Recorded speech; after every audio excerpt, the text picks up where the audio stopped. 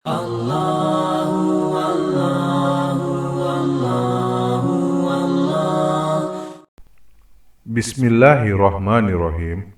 Assalamualaikum sahabat muslim.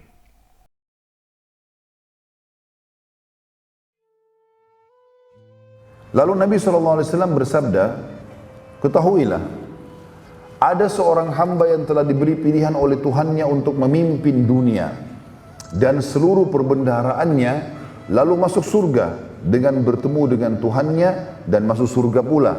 Maka ia memilih bertemu Tuhannya dan masuk ke dalam surga. Mendengar pernyataan Nabi SAW ini, maka Abu Bakar pun menangis terisak-isak.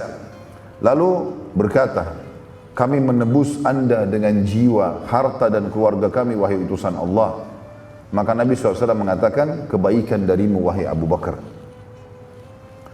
Lalu pada saat itu Nabi SAW mewasiatkan wasiat penting di sini, karena dulu masjid Nabi SAW, kalau kita anggap kayak masjid ini misalnya, dulu waktu Nabi SAW masih hidup, ya, di awal-awal hijrah ke Madinah, sampai beliau pada saat menyampaikan di malam sakitnya ini, tembok-tembok masjid dempet dengan rumah-rumah sahabat. Bahkan banyak di antara mereka yang membuat lubang dari tembok masjid untuk bisa connect masuk ke dalam masjid langsung. Ya, sehingga mereka sangat dekat, mereka tinggal buka pintu langsung masuk masjid dan penuh. Semua masjid itu dikelilingi oleh rumah-rumah sahabat. Maka Nabi SAW mengatakan, tutuplah semua pintu-pintu yang menuju ke masjid. Gak boleh lagi ada, tembok masjid semua ditutup.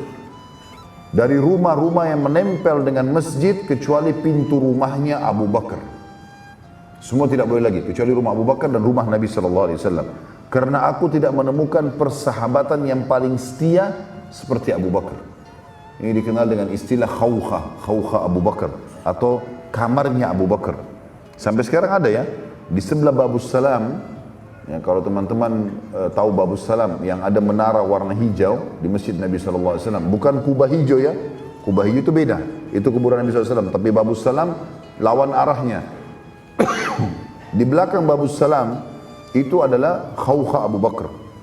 Ya, ada 3 pintu sekarang kembar, dan dia kalau kita masuk kesannya kayak ada 2 tembok baru kita masuk ke dalam masjid Nabi SAW. Nah, di antara 2 tembok itu dulu adalah dikenal dengan rumahnya Abu Bakar. Bila aku diizinkan menjadikan seseorang manusia sebagai kekasih pilihan, maka aku akan menjadikan Abu Bakar. Tetapi ia adalah sahabat dan teman dekatku. Dan ini juga menyebutkan tentang keutamaan Abu Bakar radhiyallahu anhu, di mana Nabi SAW walaupun sudah mau meninggal memastikan kalau ini adalah sahabat pilihanku.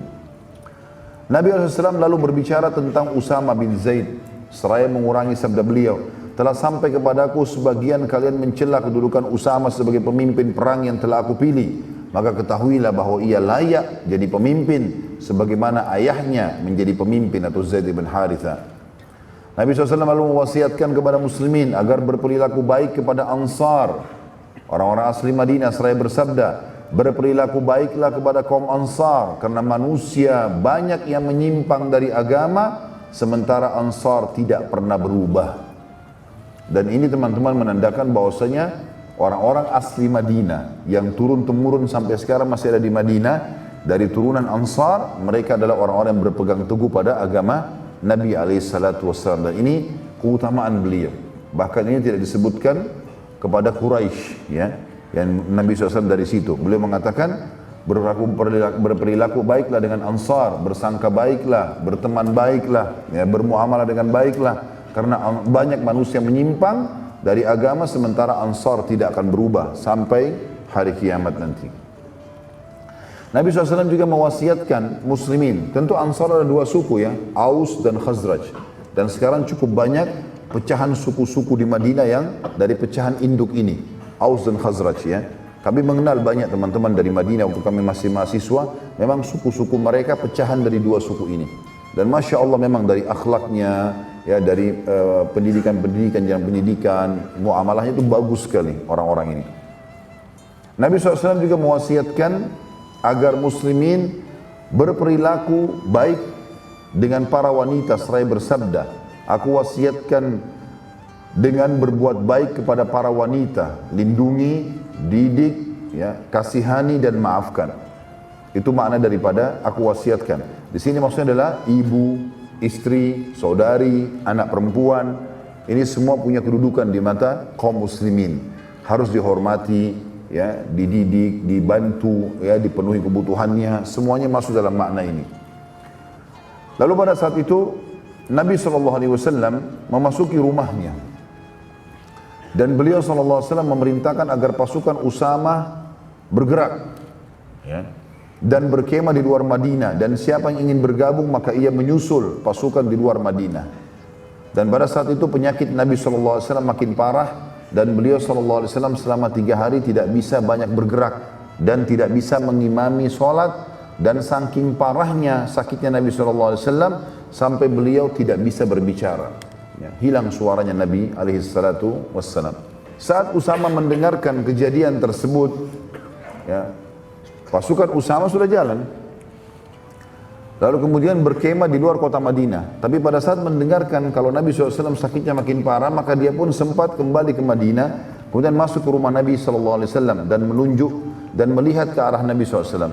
Ingin mendengar ada instruksi baru enggak? Dilarang pergi berperangkah atau melanjutkan peperangan. Nabi SAW karena tidak bisa ngomong, maka Usama mengatakan, aku melihat Nabi SAW memberikan isyarat kepadaku dengan telunjuk beliau dan memberikan isyarat ke langit. Berarti menandakan perintah yang aku perintahkan kepadamu adalah perintah Allah. Walaupun Nabi tidak bicara, jalan, jangan batalkan itu. Dan juga Usama mengatakan, aku tahu kalau Nabi SAW sedang mendoakanku.